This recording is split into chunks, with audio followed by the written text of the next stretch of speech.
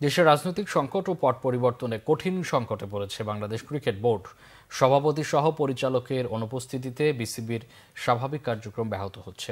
সবচেয়ে বড় সমস্যা পড়েছে জাতীয় ক্রিকেট দল পরিচালনা কমিটি এবং নির্বাচক কমিটি। পাকিস্তানের বিপক্ষে 2 টেস্ট সিরিজের দল ঘোষণায় সমস্যায় পড়েছেন নির্বাচকরা। বাংলাদেশের বিপক্ষে সিরিজে পাকিস্তান ইতিমধ্যে দল ঘোষণা করেছে। প্রধান নির্বাচক গাজী আশরাফ হোসেন লিপু বর্তমানে বিসিবিতে না আসলেও টেলিফোনে যোগাযোগ রাখছেন অন্য নির্বাচকদের সাথে। জাতীয় দলের ক্রিকেট অপারেশনসের সহকারী ম্যানেজার শাহরিয়ার নাফিস, নির্বাচক আব্দুর রাজ্জাকের তত্ত্বাবধানে পরিচালিত হচ্ছে জাতীয় দল ও এ দলের কার্যক্রম। রাজনৈতিক অচলাবস্থা কেটে যাওয়ায় 4 দিন পর 7 আগস্ট থেকে মিরপুরে শুরু হয়েছে ক্রিকেটারদের অনুশীলন।